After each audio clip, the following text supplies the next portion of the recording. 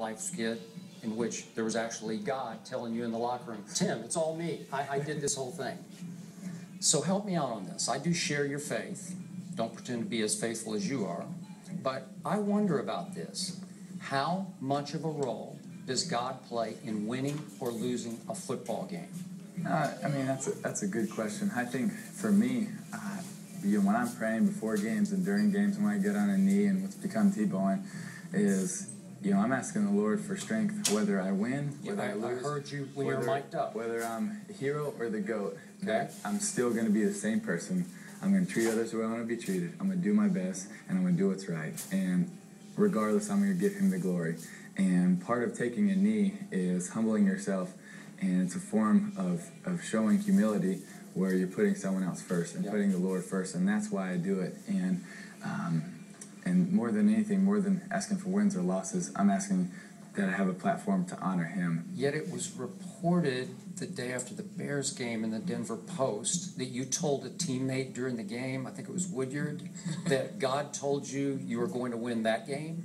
I didn't specifically tell that to him, but, there's different times when, I walk over to players and, just say, let's just go out there and give everything we have and let's honor the Lord. That didn't happen. And God's going to do something great, And because regardless, it doesn't mean win or lose. And I've never predicted a game because I don't know. But I do know that if we go out there and honor the Lord, then ultimately it's bigger than a win or a loss. So bottom line, you don't think God decides football games? I think God's involved in every aspect of our life. Is it beyond you to know? It's absolutely beyond me to know. I think God's in every aspect of our life, regardless. And I think the greatest thing is if we're honoring him with what we do. Okay, because clearly if you're playing against a rival quarterback who's as faithful as you are, absolutely, who knows, right? Would God choose him over you?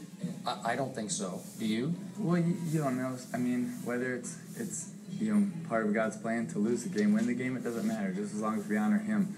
And I think that's the biggest thing, for me to understand is God's plan doesn't always mean it's going to be great or it's going to be easy or life's going to be easy. It just means that honoring him is always the best way. It doesn't mean it's the most famous way or the most fun way, but it always is going to end up being the best. Do you believe your faith is the biggest reason you are such an astonishingly polarizing figure, a divisive figure in this country? Everybody has a strong opinion, love him or hate him, on Tim Tebow. Does it start? Sure. I'm sure my faith is part of that. I know I have a lot of supporters because of it, which I'm very thankful for. And I'm very thankful for all the support that I've received and the people that are praying for me, that are backing me, that I get the nice letters from. And, I really appreciate that support. Definitely means a lot. And, on the other side, the motivation definitely fuels me. And, you're always going to have critics. I've always had them, and I'll always have them for the future. And for me, I always use that as motivation, but more than anything, the support is what drives me the most. So would you break it down? Is it more your faith or more the way you play, which is often not so great for a while, and then when it's time, really great, which baffles people, it mystifies people, it torments people? Well, I think definitely my faith plays a role in that, but more than anything, it's just, going out there and trying to play and honor the Lord with how I play the game and with how I handle myself and with how I treat people, and regardless win or lose or how I play. So being that guy, that polarizing figure, doesn't really bother you? Well, being a polarizing figure has pros and cons. I'm very relaxed, laid back, low-key person that likes to do a lot of normal things and not very extravagant at all. And so it does make hanging out with my brothers and my friends and family a little bit harder, which can sometimes be frustrating, to be honest. But at the same time, the pros so outweigh the cons because, I'm part of building a hospital in the Philippines. And we're building 17 Timmy's playrooms, 6 of them in third world countries and 11 of them here in the States. And we have the opportunity to bring in Dreams Come True kids every single game, and have an opportunity to spend a day with Joy Norris, who I met on Twitter because he said Tebowing while chemoing. And that's ultimately worth it because we play a game that at the end of the day is a game, and it doesn't matter whether you win, whether you lose. Yes, we're super passionate about it. A lot of people care about it, but it's how you handle yourself. And for me, it's about using a platform that God has given me, because it doesn't matter how many games I win or how many touchdowns I score. If I don't use a platform to influence people's lives, then I believe it's wasted. But I believe if I take the opportunity to use my platform and be a great example, be a great example for the next generation, be someone that a mom or a dad can look to their son and say, you know, there's someone that's trying to do it the right way. There's someone that's trying to live with character, strength, and honor, and do what's right, do his best, and treat others the way he wants to be treated. Then ultimately, that's worth it, because then I believe I'm having a life of significance and meaning, because I'm affecting other people's lives in a positive example. I appreciate that, but do you realize, and I voiced some concern after you lost at Foxborough, you said that evening this was still a good day for all the reasons you just gave. Can you understand how some of your teammates wouldn't appreciate that because you just got blown off the field in a second-round playoff? But I think they know me, and I think they know me and why I'm saying that, because there's not, I really believe they know how much I care and how much I put into that game. And, I show up there early every morning. I stay late every night. I run every sprint hard, and I condition, and I work as hard as I possibly can. So they know my heart and how I go into the game, and they also know my heart and wanting to help people. So I don't think they would take that the wrong way. All right, let's start with Stephen A., because you're watching this saying, we're going to get deep with the reaction to this. What do you have? First order of business, sensational job with that. Thank you. I appreciate that very much. Sensational. Especially coming from you. Absolutely, and I mean it from the bottom of my heart. Fantastic. Tim Tebow said a lot of things there, and I definitely understand and appreciate where he was coming from. It was not something that I didn't know. I knew it by watching him, that he is incredibly sincere about that. So this is not meant for him, because it's great what he's doing, and it's great that he thinks like that. Wouldn't change it a bit. I hope this has nothing to do with him. But at the same time, it has everything to do with him, because what he has to understand is that along the way, not only are people going to parse his comments, like 1 minute winning is everything, the next minute it's not, okay? But also, they're using him. When you talk about Tebow mania and the critics per se, what they're talking about is, you want us to be just like him. And a lot of people ain't. They can feel their love for God is sincere and it's deep, but they ain't him, Jay. Mm-hmm. Okay? I gave my life back to God a year ago. God has been a constant presence in my life for many, many years, despite my trials and tribulations. I am nothing like Tim Tebow.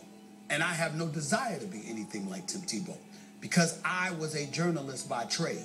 So what happens is that in constant pursuit of the truth and making sure that people not get away with being phony or duplicitous or anything like that, making sure that you have a forum to provoke authenticity. Mm-hmm. So people know that what you're selling is what legitimately deserves to be bought by the public at large. People like myself, Skip Bayless, Mike Wilbon, J. Ed Donde, Michael Smith, and the list goes, Adam Schefter, Morty, Susie Cole, everybody. The list goes on and on. You too, Jay. What we are is we're the resident cops, per se, in that regard. Mm-hmm. There's a level of order. You might not like Skip and I, but when you tune in to First Take every day, Skip is Skip, and Stephen A. Mm-hmm. We ain't apologizing for it. Love us, hate us, or whatever. We're just trying to be real. We're just trying to be real, not just about ourselves, but about the issues that confront us every day. Right? When you look at a guy like Tim Tebow, you understand that he is legitimate with how he approaches it, but you fear that the public at large that support him not just because they like him, but because they want to use him as an example of what they want the rest of us to be. And what we're saying, people like myself, Skip, others, whomever, who love God, who appreciates God, I pray every day. How do you think I've made it to the point that I've made it? With my mouth, being a black man in this country, with the things that I am willing to say? God has got me here. It certainly wasn't me. But I'm not going to go, I'm just thankful. No. I don't have the luxury of doing that. It's a different thing. And so when Tim Tebow is out there and he's Tebowing and things of that nature, I'm not faulting him for it. But I don't want him to think that he has critics because of him. He has critics because of what his supporters want everyone else to be. And that's where the resistance comes, because a lot of people on their best day cannot be that young man. They can't be him. But he is a pretty good role model. Yeah, great. Fantastic. No doubt. If you want to pick one, I'd pick him. I have no problem with that. Okay, back to the God issue that you and I talked about during that 7 out of 8 run 2 or 3 times, when you half-kiddingly threw up your hands and said, it's Yes. divine intervention. Yes. The boy is touched, Yes. right? Yeah. He is saying here, he's not sure, because I'm not sure. I don't know. God works in mysterious ways. I don't know. Do I think God actually wins and loses football games? I don't. And I don't think Tim does either. Mm-hmm. He's saying, maybe God wants me to lose. I just want the strength to handle it right, to honor him in victory or the worst defeat.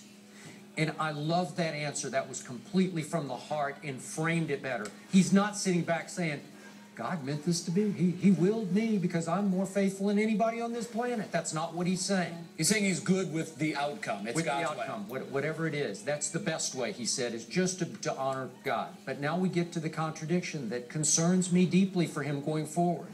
You brought it up.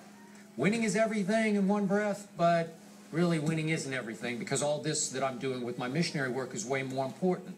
It's such a contradiction, because you're saying, I'm the ultimate warrior, and yet it's only just a game.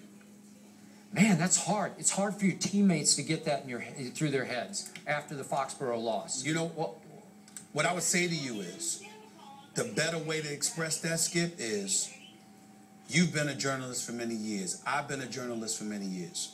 If it were just about the job, it wouldn't be us. You love this platform because of how it allows you to dig and extend beyond what the quote-unquote job, per se, is supposed to dictate. You have to understand, we're honored to be in the positions that we're in, because I love working for this place because of what it allows me to do. You see, if I'm just being a journalist and reporting the news and getting a paycheck, that doesn't excite me. But when you touch on issues and you're allowed the platform to resonate in such a profound way that you pretty much feel like you're doing God's work. A lot of times. Sometimes it's our own work. Sometimes it's not about God. And I agree. You know, but sometimes it is. And those moments that you have that are so profound, it's everything to you. So for him, when you come out, you just got to say what it is. You love the popularity if you're Tim Tebow, because it gives you the outlet to really resonate in a fashion that you really, really want to. You have to respect the fact that there are going to be critics who are against you because of that, because they may not want you to do it for the wrong reasons, too. Some of them for the wrong reasons. Do you agree with Skip, though, that this ultimately could be a problem with teammates? I think so, but not because it's Tebow's fault.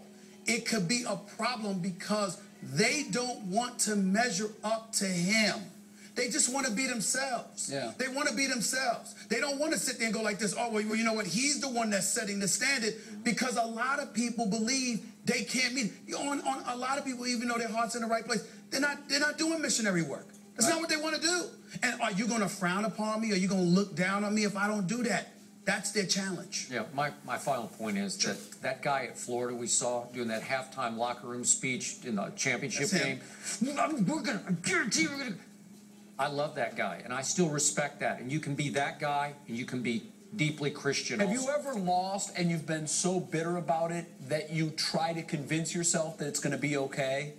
Is that maybe what's going on here? That's really deep, Jay. I've done it. Yeah. I've lost and been crushed. I've lost. But I've been too proud to let anybody around me know. I've lost, I've cried, and I disappeared for a month where my friends, nobody could find me but my family. Everybody deals with it differently, that's for sure. Great stuff, Skip. We're taking a break. When